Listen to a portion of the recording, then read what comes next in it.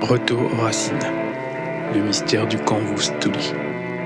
Chapitre 1. Lorsque l'on franchit la porte de la chambre de Nora, on se retrouve dans un environnement qui attire l'attention par son atmosphère vive et originale.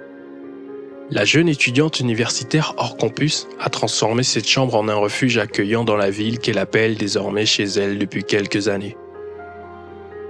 Avec une lumière tamisée, les posters de légendes musicales de Bob Marley à Amy Winehouse qui recouvrent les murs prennent une aura mystérieuse tandis que leur regard semble scruter secrètement chaque visiteur.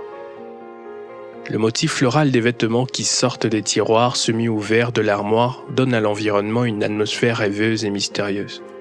Un étrange chapeau de paille à large bord, abandonné négligemment sur la lampe de bureau de la table, sent presque un meuble avec une histoire qui lui est propre, qu'il préfère garder caché au regard indiscret.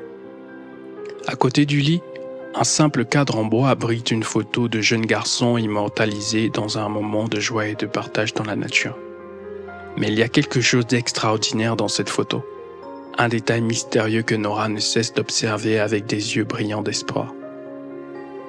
La présence de cette photo spécifique sur la table de chevet n'est pas un hasard. Nora la regarde chaque soir avant de fermer les yeux et de s'endormir. Elle espère qu'Alice reviendra la voir en rêve et, tôt ou tard, il lui révélera enfin où elle se trouve. Il lui arrive souvent de la rêver depuis que, seulement 3 jours après le moment où cette photo a été prise, Alice avait disparu dans la nature, la laissant avec un vide incommensurable dans le cœur. 1 an s'est écoulé depuis. Les recherches de la police se sont avérées vaines.